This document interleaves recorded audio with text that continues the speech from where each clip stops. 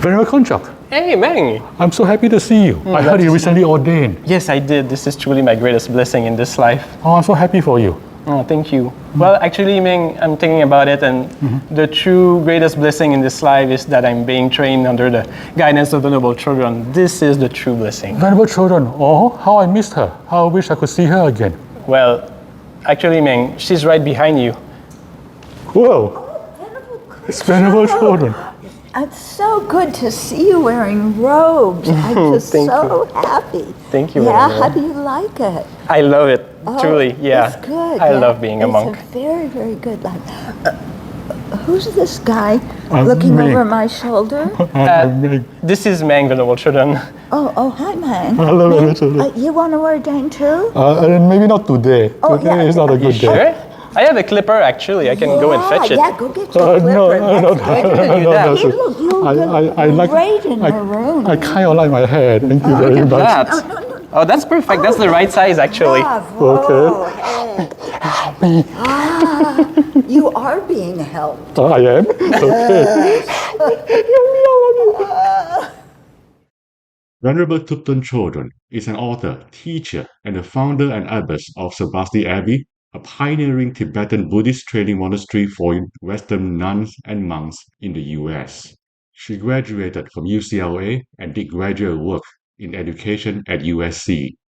Ordained as a Tibetan Buddhist nun in 1977, she has studied extensively with His Holiness the Dalai Lama, Sengzab Sekong Rinpoche, and other Tibetan lamas. She received full ordination as a bhikshuni in 1986. Venerable Chodron teaches worldwide and is known for her warm, practical, and humorous explanations of how to apply Buddhist teachings in daily life. She is also involved in prison outreach and interfaith dialogue. She has published many books on Buddhist philosophy and meditation and has assisted His Holiness the Dalai Lama in the writing and publication of the Library of Wisdom and Compassion, a multi-volume series of teachings on the Buddhist path that was completed in December 2024. Visit thubtenchodron.org for a media library of her teachings and sravastiabbey.org to learn more about Sravasti Abbey. My friends, here's Venerable Chodron. Does it look good? My hair? You know, we have this little thing that we... How's my hair? Okay. It's too long. Oh, really? Yeah, really. You I need to the be like that. clippers. Yeah. Remember, he said he had the clippers ready for you. So, there is a very important mental quality that shows up in the paramitas or the perfections in both Theravada and Mahayana Buddhism. And that quality is known as Kṣānti in Pali or Kṣānti in Sanskrit. It is usually translated as patience. But I think fortitude is a much better translation. Yeah. And the reason is because the way the Buddha talked about it. So, for example, in the Dhammapada, he says this.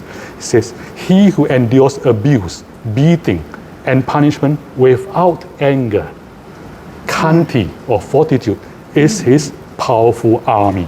Yep. That's who I call a holy man. So that's what he said. So I know, Venerable, that fortitude is one of your favorite topics. So I'd like to ask you to please teach us about fortitude. Or another way I should put it is, please help me stop being a wimp. Oh. Well, you know, some people think that having fortitude or patience is being a wimp.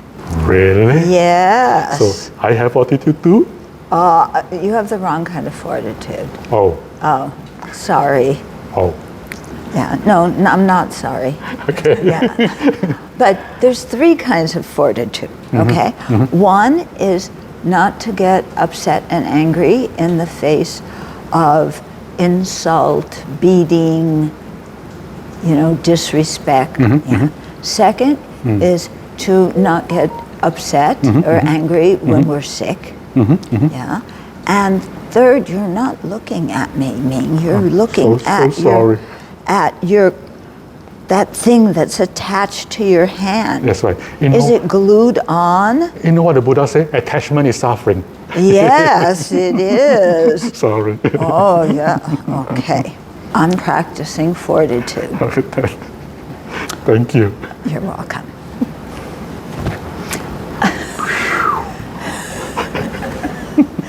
You better be good. Okay. Yeah. But I'm always good. Yeah. Mostly. I'll ask your Sometimes. wife. Occasionally. Yeah, what maybe. do you think? Is he always good? Okay, so let's go back. 3 kinds of fortitude.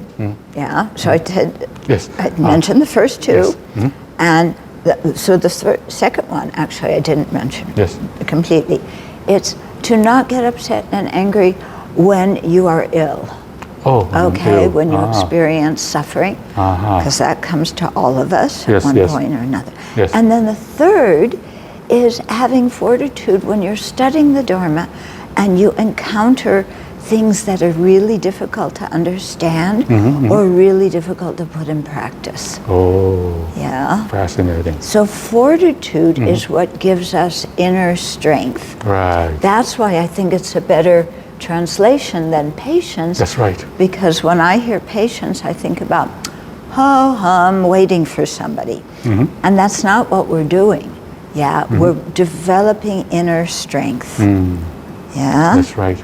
Yeah. So that's why one of the books I did with His Holiness is entitled Courageous Compassion. Courageous compassion. Because you have to have Right.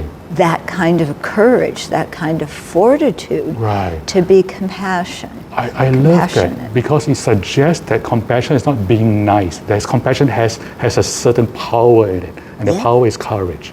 Yeah. That power, one power is courage. Another power in compassion is that true compassion is that you never kick somebody out of your field of compassion. Oh. Yeah. That you always hold them in your heart, Oh, And- even when they abuse you.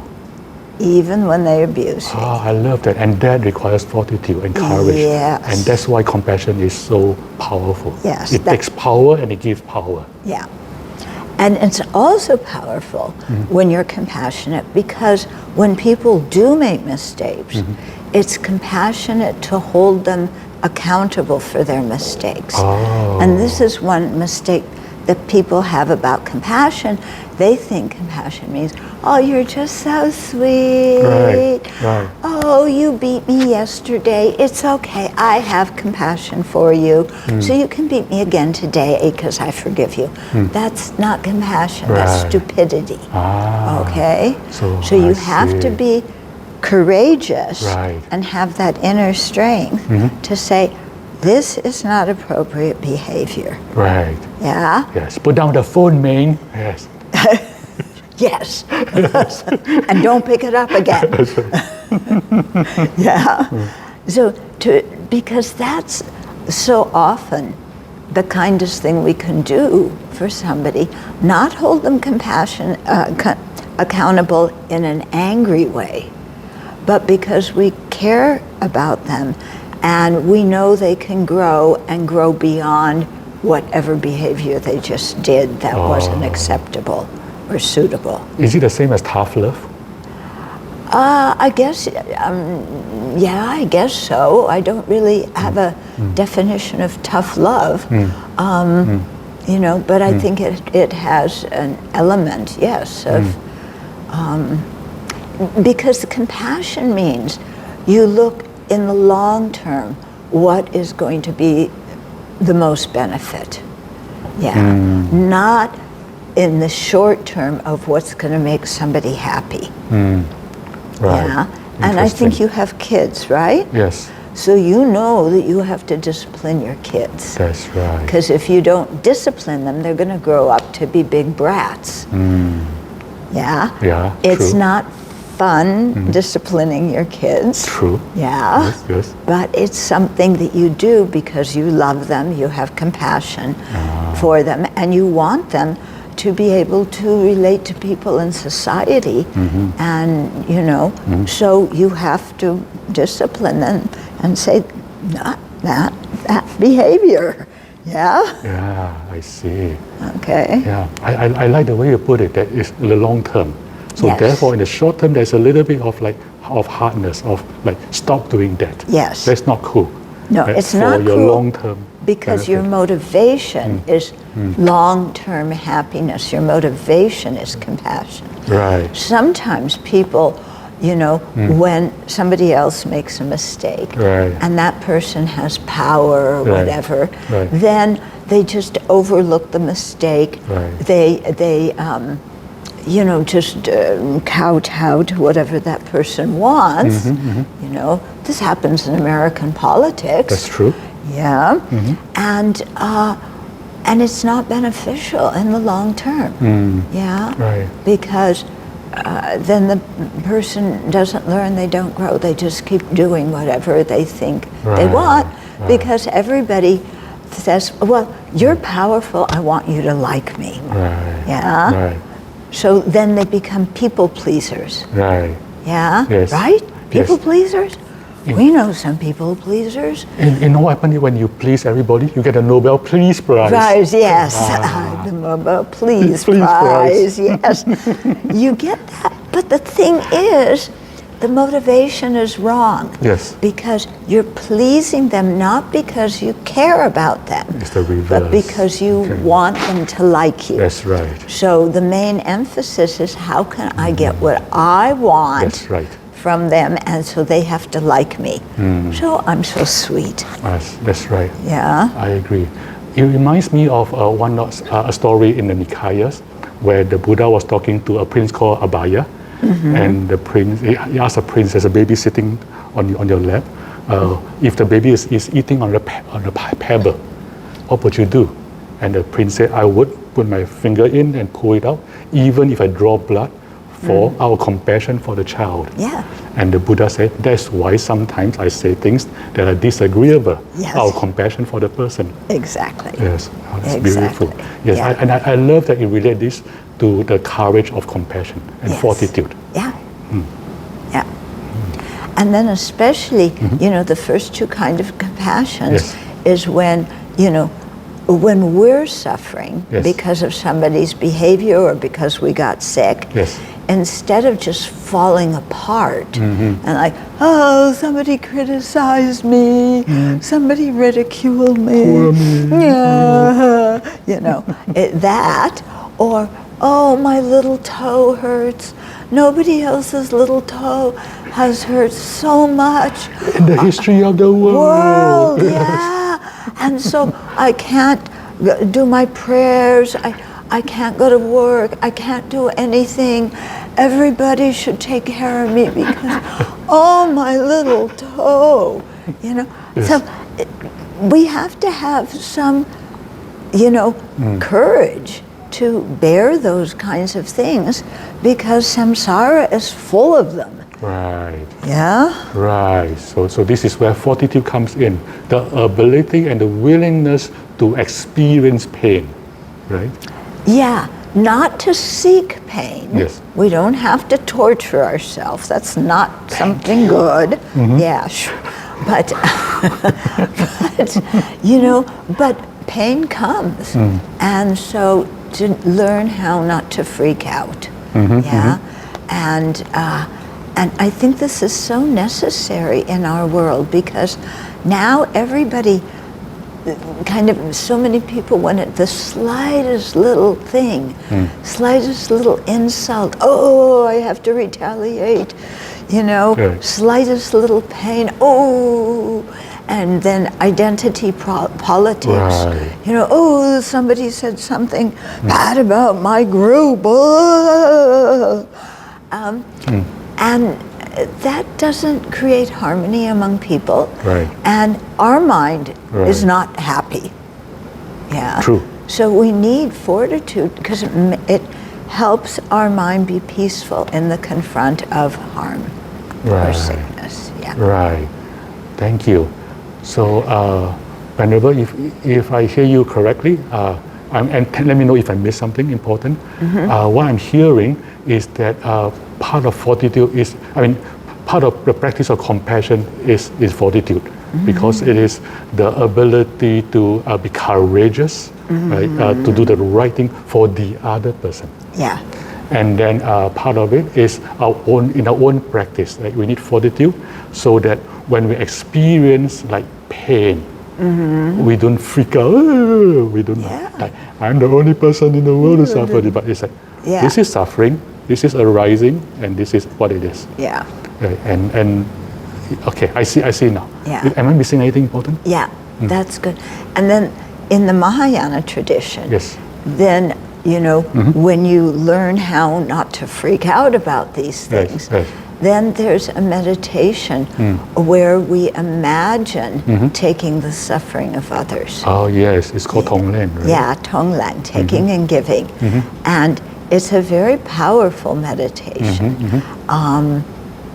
Because when you really think about it, not just do Tonglen glibly like, oh, I'm inhaling people's suffering, I'm sending them my body, possessions and wealth, oh, I'm inhaling, you know, kind of, oh, look how noble I am, just doing this meditation. No, that's not what it's about. Right. It's about really imagining, you know, there's somebody who has some kind of suffering that just thinking about it gives me the creeps. Oh, yes. You know? Yes. And to say, oh, that person is a precious human being.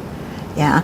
And my compassion for them is so strong that if I could take away their pain and give them my happiness, I would do that. And so to develop that kind of courage to do that, then we imagine taking their suffering, giving them our happiness. I love that. I love that. Many years ago, I did Tonglen for the very first time, and it changed me permanently. It was one session of breathing in, and then I came out of that meditation feeling much more confident. And the confidence persisted for a long time. And it took me a while to figure out why. And what happened was when I was doing Tonglen, I was consciously, voluntarily breathing in suffering, which I imagine as disgusting goo, into my body. And then I realized that when I was willing to do that, I became capable of accepting suffering. Yeah. And once I did that, even just that one thing, my confidence level lifted permanently. Yeah. It's a very powerful practice, even just one time. Yeah. Yeah. Yeah, yeah. Usually it takes people more time, you know, to get that. But yes, it does. It gives us the confidence that we can bear pain, abuse, whatever. Again, it doesn't mean we seek it. Right. And it doesn't mean that we just, oh, somebody's beating me up. I say, okay. No, it doesn't mean that. So it's not voluntary to be beaten up by others. Right. Because we're creating bad karma for them. Yeah. Yeah. And I mean, it hurts them. And you know, there's no virtue in itself of letting ourselves be harmed. Yeah. Right. So, you know, you can always defend yourself, but with compassion, not with the intention to harm somebody else. Right. Yeah. And then you also see that there's many ways to defend yourself without striking back and harming the other person physically. One woman, I was talking to her once, and she was telling me, you know, that one time in a park she was seeing somebody kind of shouting, screaming at somebody else. And what she did is she just went in the middle and started doing some kind of crazy stuff that distracted them. Wow. You know, singing, dancing, whatever it was. And they're in the middle of a quarrel. And the energy stopped, you know? Oh. Because she was distracting them? Yeah, distracting them. Fascinating. Yeah. Out of compassion. Yeah. Yeah, out of compassion. So they maybe have thought she was a little bit nuts, but she knew what she was doing. Right. Yeah. Fascinating. And so I've done that sometimes. Dancing? No, I have a precept against that. Okay. I'm so sorry for the precept. Oh, thank you for. Oh, you think I'm a good dancer, huh? Okay. There's one way to find out. Yeah.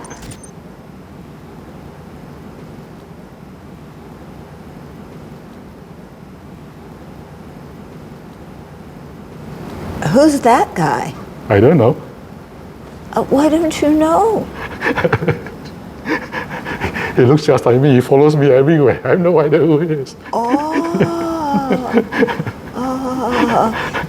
It's your karma that follows you That's everywhere. very funny. Yes. The thing is, he looks exactly like me, which is how I know he's exceptionally handsome. Meng. Venerable, can I ask, what is compassion and what is not compassion? So, compassion, from a Buddhist perspective, is the wish for living beings to be free of suffering and the causes of suffering. Oh, and the causes. I like that. Yes. So this, when you add "and the causes," Yes. then you have to really think, what actually is suffering? Or a better word, I think, is to use the Pali and Sanskrit word dukkha. Yes. Because suffering is not a good translation of dukkha. Yes. It means more unsatisfactory experiences. Yes. Yeah. So it's the wish for living beings to be free of all the unsatisfactory experiences in samsara. Yes. Yeah. And the causes of those. Right. So then we have to ask, well, what did Buddha mean by unsatisfactory experiences? What does Buddha mean by unsatisfactory experience? Oh, you're asking me? That's right. Okay. You say we should ask, so I ask. Oh, okay. Okay, very good. So, you're being arrogant again, Ming. Sorry. Okay. So, what are unsatisfactory experiences? From a Buddhist perspective, it isn't just in a worldly way what we consider suffering and painful. It's the fact of being born in cyclic existence under the influence, the control of our mental afflictions and karma in such a way that we don't really have choice. Right. Yeah, we think we are free because I can go out and get anything I want anytime I want it. That's not freedom. Okay, that's being confined by our craving. Right. Yeah. So freedom is to not even have the craving. Exactly. Yeah. Awesome. So, and then the causes of that kind of dukkha. Yes. Yeah. Again, it isn't other people. In society, when we have unpleasant experience, what's the cause? You made me angry. Okay. Okay. Yeah, you. Okay. Sorry, I pointed the finger at the wrong person. Yeah, you made me angry. It's always somebody else's fault. Right. You interfered with my happiness. Right. You got the promotion, but I deserved it. Right. You're making fun of me. You. We don't own, we're always blaming others. Right. Yeah? Yes. When we blame others, then we make ourselves powerless. Right. Yeah. Right, because we give the power to that person. To them, because they're the ones that are the cause of my suffering. Yes. If you're the cause of my suffering, how am I going to change you and make you do everything I want you to do? Fascinating. It's impossible. Because then blaming becomes a voluntary surrender of power. Yes. That's a fascinating way to put it. Exactly. Exactly. Yeah. And, what we blame when we're angry. Right. We think we have power when we're angry. Right. Actually, when anger has power over us. Right. We don't have power when we're angry because we say and do all sorts of things that, first of all, do not achieve the purpose that we want. Correct. And second of all, cause others suffering. And third of all, make us miserable. Because who's happy when they're angry? Yes, I like that. Also, there's a saying that all anger arises from powerlessness. If you never feel powerless, you'll never feel angry.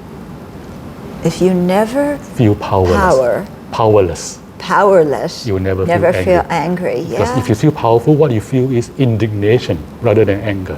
So this is wrong, this will be fixed. But you say that without anger overwhelming you. Yeah. Yeah. Indignation, for me, that English word has the hint of anger. Yeah. So you don't want anger because anger skews our ability to think clearly. Right. Yeah. When we're angry, Yes. we think we are thinking clearly. Yes. Yeah. There's a problem. Yeah. How do we solve it? It's your fault. Yes. I'm innocent. You change. Yes. Yeah. Yes. And that's ridiculous. And so that's why then we attack the other person, then we have more problems. That's right. Yeah. Yes. So I don't like this having more is, problems. yeah. So this is why we need to have fortitude in the confront of insult, criticism, these kinds so that of we'll be things. free from anger. Yes. Oh, I love that. So fortitude in order to be free from anger. Yeah. Yeah. And so we have to cultivate that Right. consciously. Yes. We can't just say, oh, I shouldn't be angry. Right. Telling ourselves what we should and shouldn't feel does not work. So how do we cultivate it? How do we cultivate it? Okay. Well, there's many different ways. In fact, His Holiness wrote a book about it, and I wrote a book too. His Holiness's book is called Healing Anger. My book is called Working with Anger. My book is entirely plagiarized. Entirely, I admit it. But it's true. I'm being truthful. It's from chapter 6 of Kṣānti Deva's text, Engaging in the Bodhisattva's Deeds. Right. Yeah, I just took everything out of that book. But Kṣānti Deva lived in the 8th century, so Right. he's not suing me for plagiarism. Good. I have a confession. I Yeah. did the same thing. Yeah. This entire book was plagiarized from the Nikayas. Oh, Not a single thing was original from me. yeah. Did you ask the Buddha before you took it? No, but he's not going to sue me. Oh. So, how do we cultivate compassion? There's many different ways. Okay, so I'll give you a few ones. Yes, okay, please. so one of them is most of us don't like to get criticized. Correct. Yeah. In fact, we bristle when we get criticized. Why? Because we think that the criticism is true. You know? Okay, Right. now, if the criticism is true, somebody says, and it's true. It's like somebody telling me I have a nose on my face. Right. It's true. I have a big one, you see it? That's true. I can't hide it. What am I going to do? No, I don't have a nose. What you're saying isn't true. It's his fault. No. I made a mistake, or I have that fault. Why am I trying to cover it up? Why am I trying to get, why do I get angry at somebody who sees it when it's in plain sight? So I just have to say, yes, I do, and I'm sorry, and I'm trying to work on my fault, on, whatever I did that really Right. disturbed somebody. Right. Yeah. On the other hand, if somebody accuses us of something Yeah. that we didn't do, Right. it's like them saying, well, you have reindeer horns on your head. Yeah. Yeah, me neither. Okay. I see yours, but I don't have any. I can see it. Yeah. Look harder. Look Yeah. harder. But if somebody tells me I have reindeer horns on my head, no, I don't. So why should I get angry? Right. Because they insulted me. They don't have the right information. Right. Yeah. And I think so much of our anger about criticism and insult comes because we're not able to evaluate ourselves. We think whatever somebody else says about us is the truth. I see. I like that. Therefore, if we are able to evaluate ourselves more clearly, then it's not going to have the same impact. There's a very nice example, which is if somebody insults me and calls me a very ugly woman, I will not be insulted because I'm not a woman. I'll be surprised. Yeah. Yeah, but I will not be like angry. Yeah. Yeah. Yeah, there's no reason. Right. Okay. And if somebody says you're a very ugly man, No, they end up being insulted because it's true. no, then you practice patience. Okay. And you say, yes, Kṣānti, it's true, it's true. You see it, what am I going to do pretending it's not there? Right. Yeah, no, I don't have a nose, Ming, you know. Don't say you see it. So this is, you know, when you live in a community with Right, people, right. and I'm sure you see that in your marriage too, you can't hide. That's true. It's much better. You just own it. That's true. And then there's not a conflict. Right. Yeah. But when we blame other people, Right. yeah. Right. So step one is to be able to accept criticisms that are true and own it and try to be better. Step two is to have more clarity on ourselves. Yeah. Okay. What else? Yeah. Okay. So another thing Yes. that I use when I'm angry Yes. is, okay, then I sit there and I go, okay, somebody just insulted me. How often am I insulted? And I think, or criticized. How often? Not so often, once in a while. Yes. Yeah. Because you're not on social media, that's why. No, I don't read social media. That's why. So that's, yeah, right. That's why I don't know how often people criticize me. So, yeah, so not so often. But how many times do I criticize other people? Right. Oh, Yeah, right. More. Yes, I love that. I criticize people a lot. Yes, yes. But I don't get criticized nearly as many times as I criticize them. Fascinating. Yes. So why, when I put that energy out into the universe, my anger energy, criticize, attacking, blaming, why when somebody does that to me, am I so surprised and upset? Because I gave that out so many times and I get only a fraction of it coming back. Right. Yeah. Oh, I like that. So that helps me, like, be calm. Right, You know, right. be calmer. Don't get. Yeah. Right. And related to that is also understanding karma. Yes. Yeah. That, okay, somebody, verbally attacks me. Right. Well, in a previous life or earlier this life, Yes. I certainly have done that to other people. Yeah. That's true. So it's the boomerang. It's coming back to me. Right. Again, so, if I don't like being criticized, then I should stop creating the karmic cause for criticism, Yes. which is to stop criticizing others. Yes. Yeah, is that easy for me to stop criticizing others? Is it easy for you? Only when I put duct tape on my mouth. That's right. Yeah, That's right. but I try, I try. And then, instead of picking faults, which I am very good at. You know what I majored on in college? English literature? No, picking faults and complaining. Oh, that's even worse than English literature. Yeah, no. I can complain. Anytime you need to pick faults at somebody, let me know. I can do it for you. Oh, really? Or you need somebody to complain for you, let me know. I manufacture. I can do it very well. Although getting to know you better, I think you can do it pretty well yourself. Of course. Yeah, yeah. This guy, anything he thinks he's the best. And then he laughs at it. Like you. When I tell you to stop doing that, you laugh. Yeah, did you learn it from him? He learned it from you. Oh, okay. Don't teach her that stuff anymore. Okay. But another thing that really helps me, with criticism and these things, Right. or even, Yes. abuse of Yes. some sort, is the person who is harming me Yes.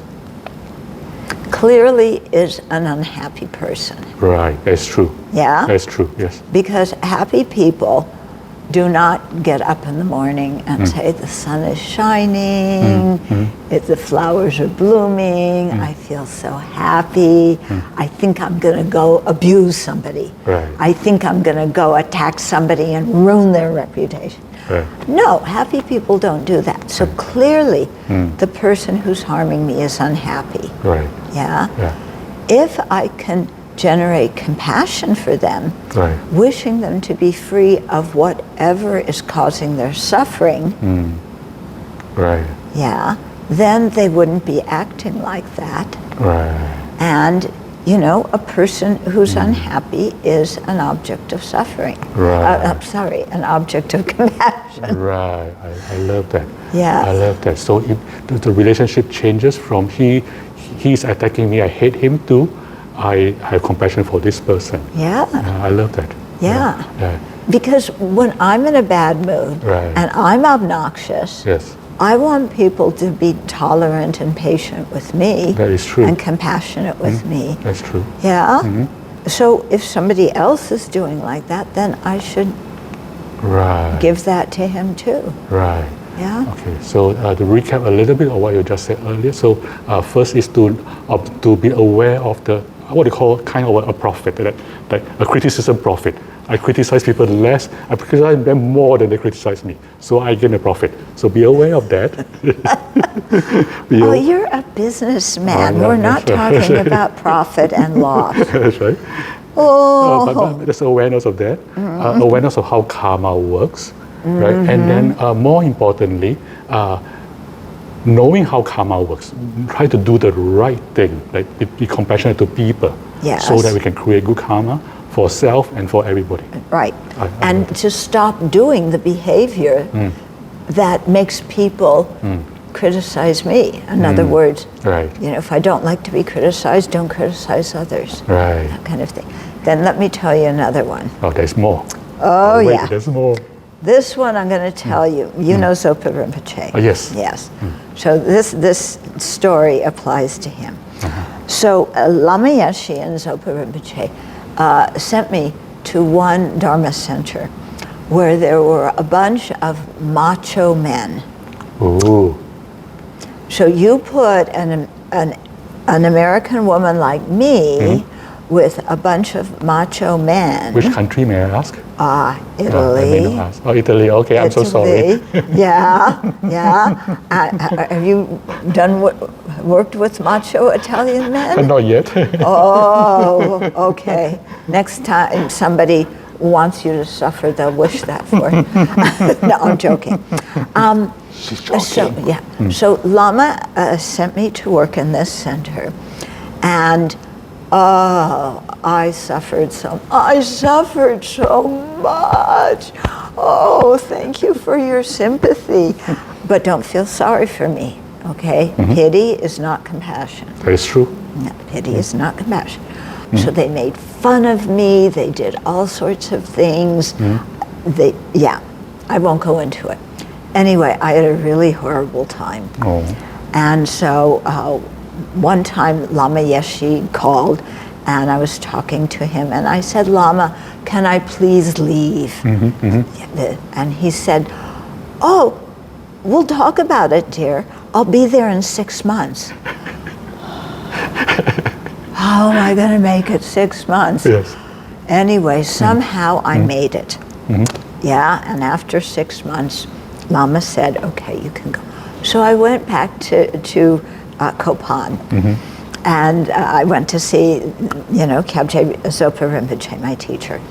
And we're sitting, on the top of the Gompa, and the sun shining, and these were the old days. This was a long time ago. So the peaceful valley below, now it's all filled with stuff. But this was 1977. No, 1979, 1980. Yeah, so very peaceful. So we're sitting there having tea, and Rinpoche looks at me. And so there was one particular person, we'll call him Sam, who really bullied me. And Rinpoche looks at me and he said, who is kinder to you, the Buddha or Sam? Yeah, I would say Buddha. That's what I would say. That's what I said. I said the Buddha, of course. yeah. The Buddha leads me to awakening. Yeah. You know, Sam makes me create so much negative karma by getting angry at him. And Rinpoche looks at me. Haven't gotten it yet. And then he proceeded to explain to me that Sam is kinder to me than the Buddha. Why? Why? That's what I said. Why? How?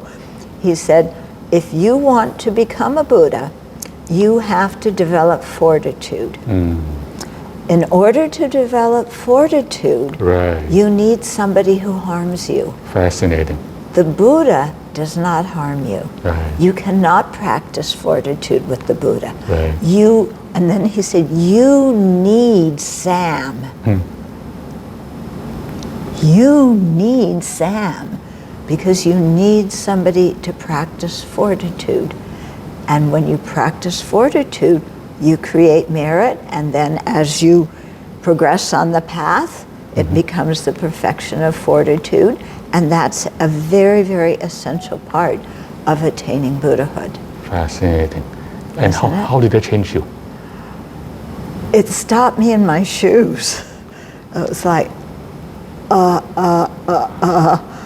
and that's what got me really stopping to blame him, and really thinking, he's unhappy. Yeah, he's unhappy, and that's why he's doing it. And anyway, I can't change him.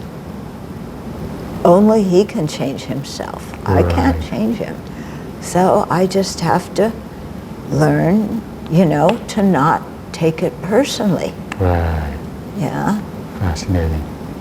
Yeah. Because, that's another thing that makes us so sensitive to what other people say, is we take everything so personally. That's true. Yeah. And it's like somebody says, you gained weight. Oh, what's wrong with me? Why are you insulting me?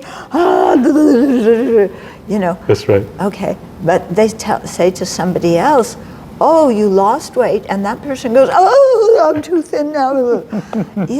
It's like, why do I take everything as if I were the center of the universe and it was all about me? There is actually a reason, right? Because we are the experiencer of the suffering that arises from this body and this identity. So it kind of makes sense from that point of view that we see ourselves as a center of the universe. But the question is there an antidote for that? Yeah. Yeah, it's called compassion.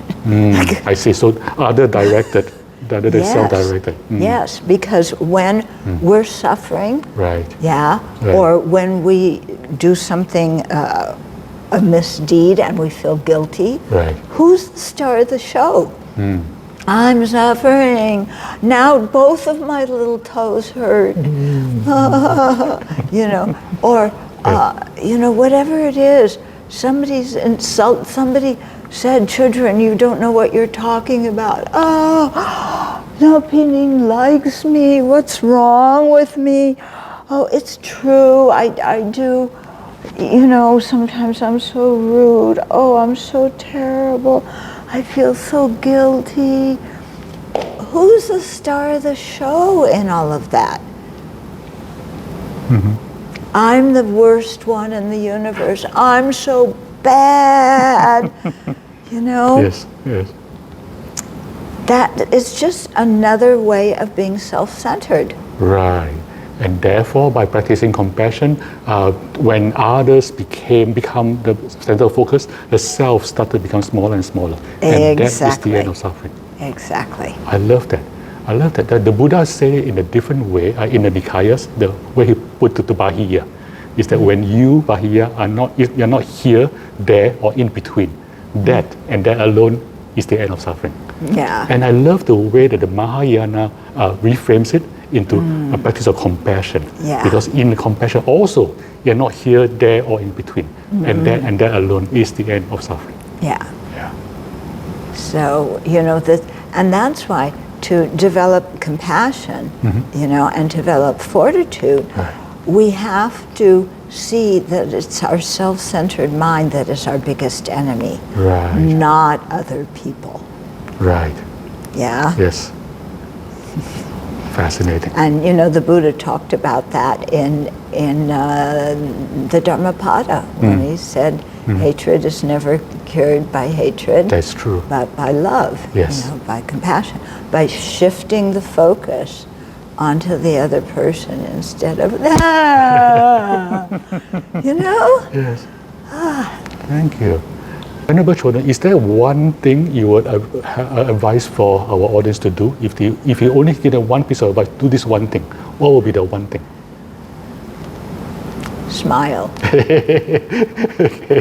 Yeah? Yeah. No, that wasn't a sincere smile. Okay. That's a fake smile.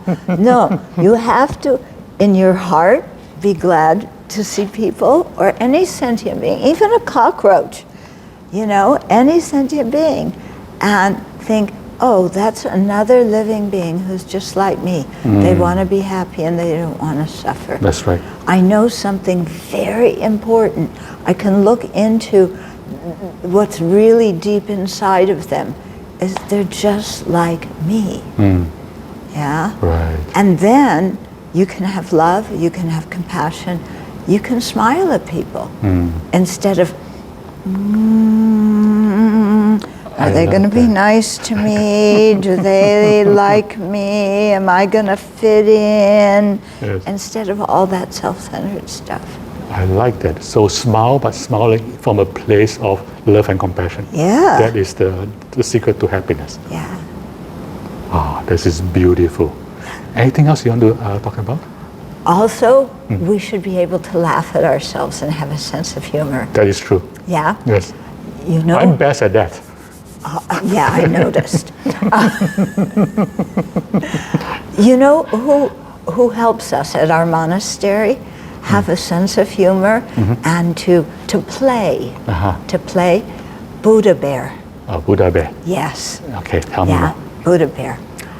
Well, he's Buddha Bear. Yeah. But we're here in Singapore, and I would introduce you to Buddha Bear, except he's back in Washington State. But he sent one of his ambassadors. Okay. Yeah? Look, here comes his ambassador. Whoa. This is Joyous Giraffe. Oh, Yeah? nice. And Joyous Giraffe, has a chant, where he chants Namo Amitofo. Namo In other Amitofo. words, I pay homage to Amitabha Buddha. That's Okay? right. Yeah. And he has a special melody that I heard in a Chinese monastery to say Namo Amitofo. Yes. Yeah. Yes. But, oh, hey, there's somebody over there. That's right. Who's that? Pikachu. Who? Pikachu. Pikachu? Pikachu. Pikachu? Yes. You it's a chew Pokemon. Pika? It's a Pokemon. I said, what's that? Pocket monster. Oh, Venerable needs to watch more movies. yeah, I'm a little bit uneducated about that. Anyway, whoever you are, Pikachu, Pikachu. yeah? You want to learn how to chant Namo Amitofo? Oh, come on. Come on, you Okay, can do fine. it. Okay, it goes. Namo Amitofo, Namo Amitofo, Namo Amitofo,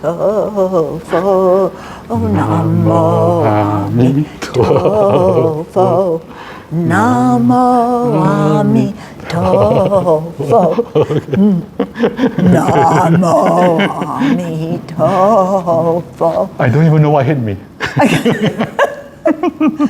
This is called the Buddha Bear blessing. Thank you. Yeah. I can bear with that. You can bear with that. Good. Yes, Okay. I'm neck and neck with this. Oh, yeah. Namo Amitofo. Oh, Namo. Come on. Oh, You okay. can chant. Okay, No, come on. Seriously. Okay. You're paying homage to Amitabha Buddha. Okay. Namo Amitofo. Namo Amitofo.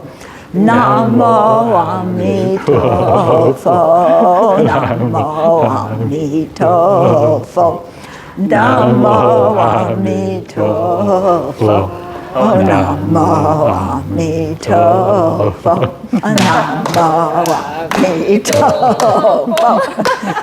Namo Amitofo.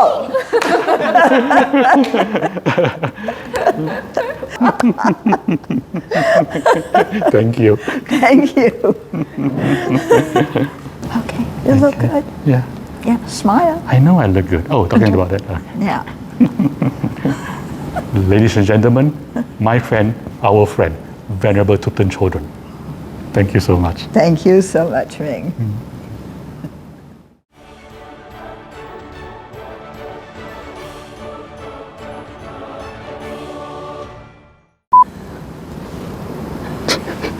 I have compassion for you. Thank you. Oh, you poor slob. Oh, thank you. Yeah. I'm a rich slob, but anyway. I'm kidding. So, Sorry, you lost a train of thought. I'm so sorry. Me and my jokes. Yes. yeah, no, it's perfectly all right. Okay, I'll try and be serious. Yeah.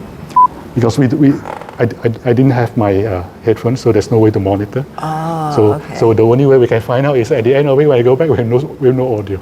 Okay. So then I have to make up audio.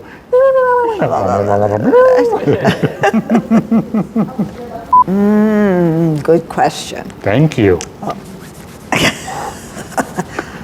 You should be very proud of yourself. I am very proud of myself. Yes, I can tell.